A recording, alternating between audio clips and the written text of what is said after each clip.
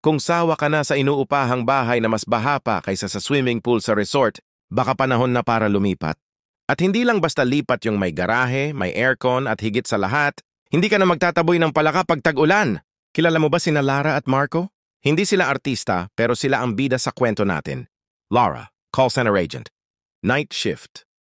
Marco, graphic designer, pangarap maging plantito, kaso laging patay ang halaman. May 2 anak at isang landlord na parang multo laging naniningil, pero di mo makita. Bawat buwan, rentang 25K. Bawat ulan baha sa sala.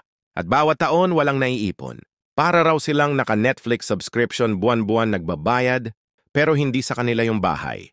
Dumating ang isang gabi, habang nakatambay sila sa labas ng bahay, may palakang naglalakad sa sala. Marco, Hon, may bisita tayo. Lara baka si landlord yan disguised as palaka. Naniningil na naman. Doon sila natauhan. Sabi ni Lara, tama na. Ayoko nang mamuhay sa bahay na laging may surprise swimming pool tuwing bagyo. So naghanap sila ng bahay. Sa Facebook, daming post. May bahay daw na may natural aircon, yun pala, butas ang bubong. Hanggang sa nakita nila ito, ready for occupancy townhouse in Marikina City. Seryoso, sabi ni Marco, babe, ito na yon. Hindi na natin kailangan mag-DIY ng kisame gamit ang karton. Modern ang design, flood-free area, yes. Kahit signal, no. 3.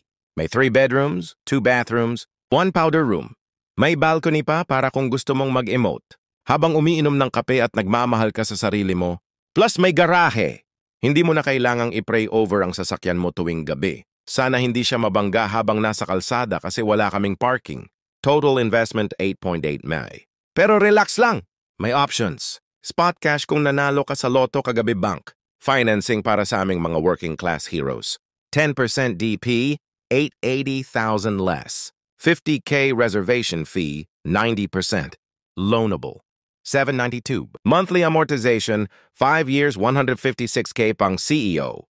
10 years, 91K, 15 years. 71K, 20 years, 61K. Mas mura pa kaysa sa rent. Marco, babe, pag sinuma mo parang nagre-renta pa rin tayo. Pero sa dulo, bahay na natin. So anong ending ng kwento ni Lara at Marco? Masaya sila. Wala nang baha, wala nang palaka, at higit sa lahat, wala nang landlord. Ikaw, ready ka na bang magbida sa sarili mong kwento? Message us now. Book a site viewing. Tumingin ka man lang, libre naman mangarap, pero mas maganda kung matutupad mo na yan. Kasi tandaan mo, hindi mo kailangang maging milyonaryo para magkaroon ng bahay kailangan. Mulang magdesisyon at mag-reserve ng slot bago, maunahan ng kapitbahay mong mas mabilis mag-scroll sa Facebook.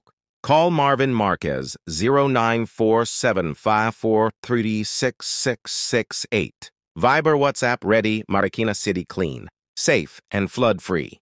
Simula nung lumipat sina Lara at Marco sa kanilang bagong townhouse sa Marikina, biglang nawala ang stress nila at literal na lumuwag ang dibdib ni Marco.